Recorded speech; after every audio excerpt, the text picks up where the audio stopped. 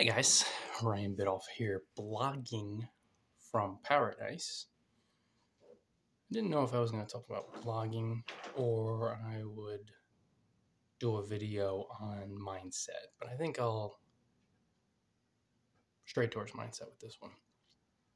Although it applies to blogging too, like all aspects of the mind and of the world.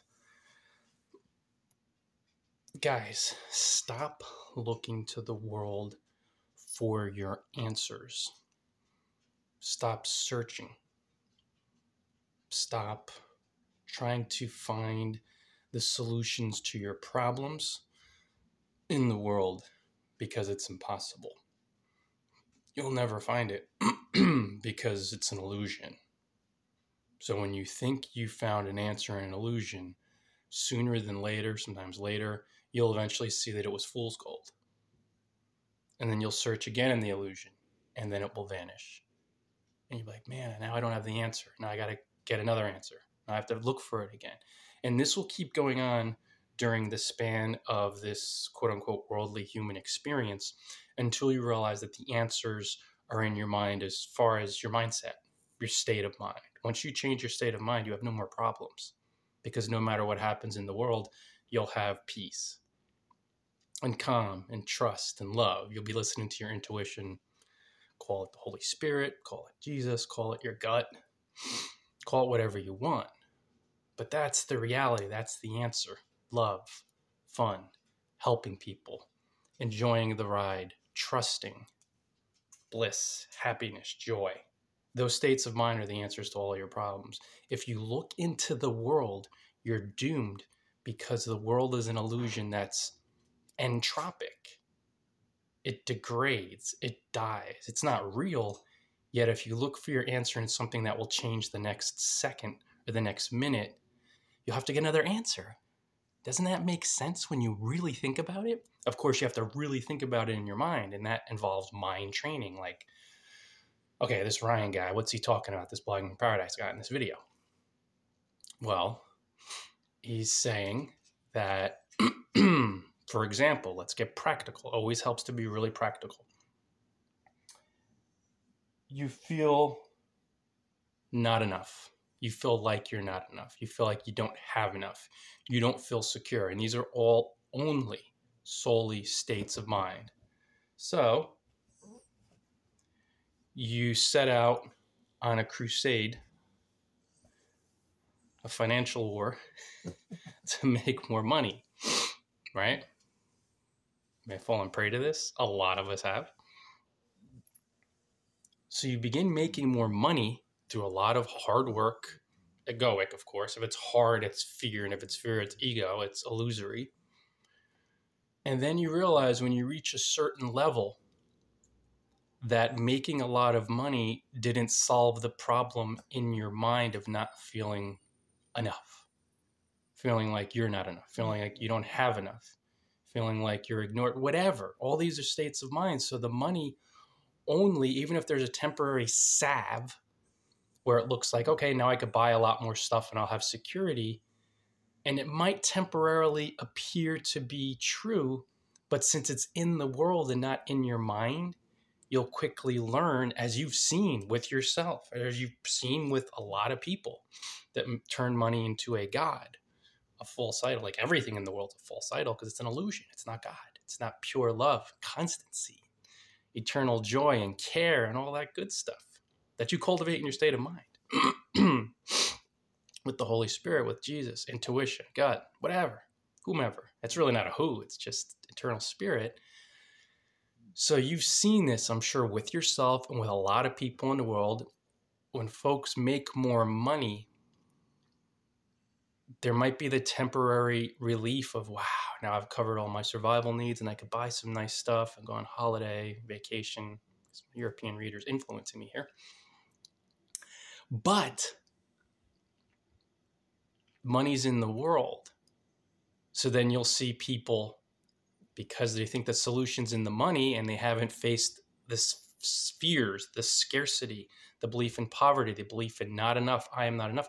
They'll try to make more money to cover up the feeling of not enough, which is always there until they express the feeling of not enough and they cry and they grieve and they feel guilty. So they'll keep making more money, which amplifies their not enoughness, because now they're seeing, I look to the world for the answer and money's not it, no matter how much I make. And the insane try to make even more money, and they keep doing it, and they will not look in their mind to see that it's a feeling, a fear in their mind of poverty and of scarcity. So either you begin to become sane and face the fear in your mind to see that the money is not an answer, it's not the answer, to see that nothing in the world is, and training your mind, changing your state of mind from fear, migrating from fear to love by expressing the fear, feeling really bad, and then seeing, oh yeah, I had to get that fear out of my mind. Then you see, whether you have the money or you don't, that you're happy and you feel abundant and you feel taken care of in your mind. And then of course, Holy Spirit knows, Jesus knows you believe in these symbols of money, these illusions, you'll have it. Logically speaking, this is so simple. Emotionally, it seems virtually impossible, even though it's not. It seems impossible because you've been listening to the ego that says, go to the world and get more money. You'll be loved. You'll get mates, women, men. You'll be attractive if you have money. But as long as you have the fear in your mind, it will keep reflecting back to you whether you have $1 or $1 billion. And you'll see, if you keep looking in the world for solutions, the world is entropic. It's an illusion. It's always changing. So the split second, let's say you get an answer, you appear to get an answer in the world. It changes because it has to. It's not God. It's not eternal love. It is in flux. So when it changes, you're like, shoot, I need to get a new answer. The answer, that's not the answer. And if you keep looking outside and not into your mind, you're toast. But when you look into your mind and you say, oh, the only reason I wanted money is because I didn't feel like I was enough. Without it, I felt like a loser. I felt like a failure. Those are states of mind. They're easy to deal with. Uncomfortable, but once you start expressing those failure, loser emotions, those fears, and you get them out of your mind, you're like, oh, progressively I feel not even like a winner, but I feel more whole and complete and peaceful. Then the money and the other worldly stuff, you won't have an attachment to it. You'll see the illusory nature of it, and you'll have it, but without the drama or without the idea that it's an answer. Does that make sense, guys? I mean, I think it does. Yet, it takes mind training to make these realizations and taking the title, whatever I title it, of this video to heart. And that is, stop looking in the world for answers. Stop looking to money. Stop looking to bodies. Stop looking for a mate as far as a body, because it's always a state of mind. And you'll see that's not an answer. A family's not an answer. It can't be. It's in flux. The only answer is God, because he's eternal and he's love. And you access, quote unquote, always there, but you develop that openness to love and to who you really are through your state of mind, through mind training. That's it. That's it. You have to look within. Once you feel good in your mind, it's all good. If you feel bad in your mind, no matter what you see in the world or what you acquire or what you think is the solution, you're toast, because it changes. And the change reflects your state of mind back to you. Like, until you get into the source of everything in your experience, your mind, you'll be at the mercy of the world. When you control your mind, when you move towards mastery, when you train it, and you become more aware that the world's just reflecting your mind back to you and the world's an illusion, you won't look into the world for the answers. You'll look into your mind. And then life does get easier. It's a lot easier because you see that it's made up. You see that it's just your state of mind. And the symbols of the world, you may still receive money and you may still have a belief, like a faint little belief in, money, or a decent belief that you could use this symbol of money, and you're not fully aware to forgive the world or be nominally interested at that at best. So Spirit will send you money. but you'll realize that it's not the answer. It's a state of mind. So it's not a pure forgiveness of the world per se, or maybe it will become enlightened and totally forgive the world. Yet it's just understanding, oh yeah, that wasn't the answer. It was my state of mind. When you look outside, what appears to be outside, you're toast. Because anytime you're looking outside of yourself, you're not facing the stuff that's in your mind that's appears to be creating the problem. Once you clear the fear and your mind is clearer and clearer and clearer, you're like, oh man, it was just my mindset. And you'll see proof of this all the time. People, and I guess money is one of the easiest things to see in the world, where people acquire so much money and then they shoot themselves, or they hang themselves, or they have endless problems. Folks higher net worth millions and millions of dollars, $1 million, $2 million, $5 million, $10 million, that money's not an issue, so they could acquire whatever they want in the world. And they continue to have marriage problems, family problems, domestic problems, financial problems.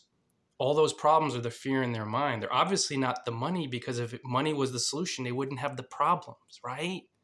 You really got to think this through, though, guys, because if you're looking to money as an answer, and if some of the egoic talismans of alleged wisdom that talks about money being necessary, when you buy into that stuff, it's all egoic. And the ego is an illusion. The world's an illusion. So when you buy into that, you're in trouble because it's not real.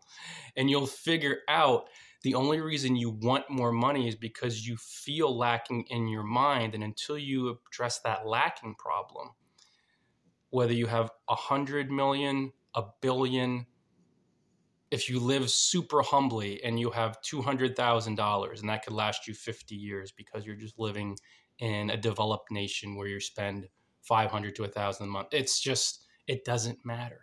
That lacking feeling will persist in your mind, and no matter what you have in the world, there'd be like a temporary feeling of maybe relief, like really quickly, or maybe a little more extended. But overall, if you don't face that lacking feeling, you'll be like, oh man, I'm gonna run out of this. It'll also bleed over into other areas of your life. So you feel lacking money-wise, even though you have a lot of money. And then you find that when you meet people, say you're single and you want to meet a partner, they'll mirror that lack feeling back to you. Only because it's in your mind, you didn't face it, and you look to the outside world, you see, or you look to the world for the answer. You're toast, guys. You're never going to find the answer in the world. Having bodies around you. At this time of year, and that's why I wanted to share this video now, you'll see a lot of people in their mind, because it's always in your mind. It's never out there. They'll have feelings of loneliness, lack, sorrow, depression, grief, that are sitting in their mind that they project onto the world and they say, and this is the ego, and it's a beautiful lesson, opportunity for forgiveness now. The ego will say, there's no bodies around me this Christmas, this holiday season, so I feel really bad.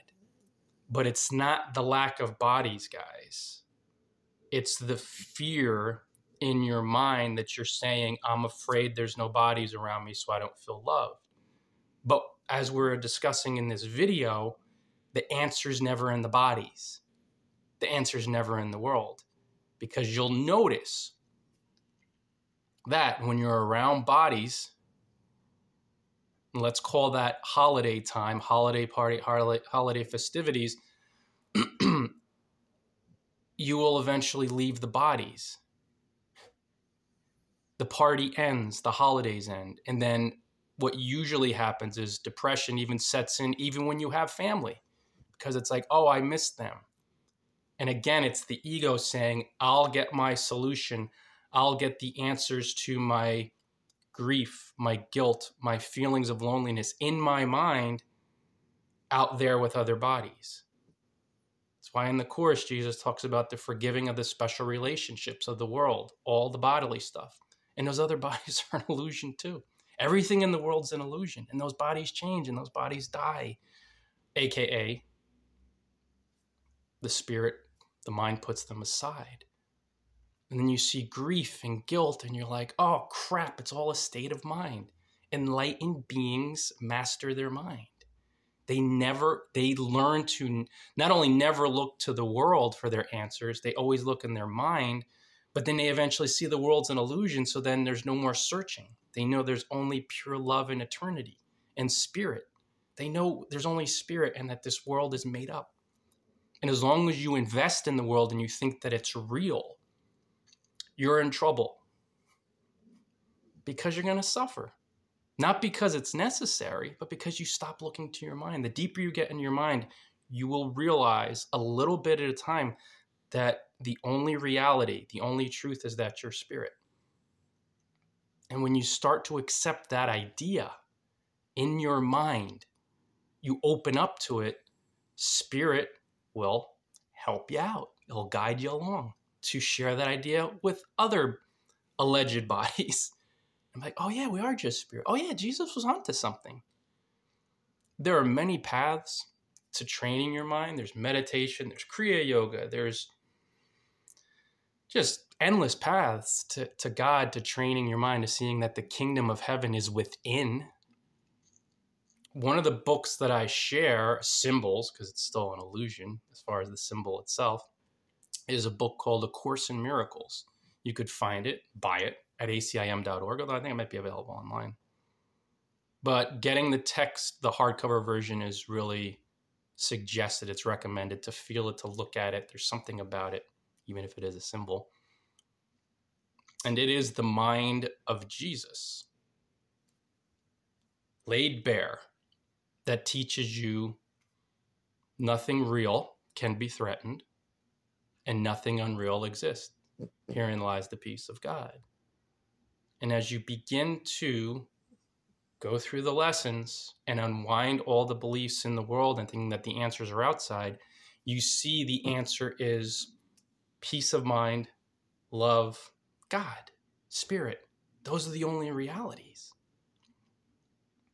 which help you train your mind even more so you look within and you feel better in your mind and you feel good. And then you see this whole world is illusory. And the only reason that you suffered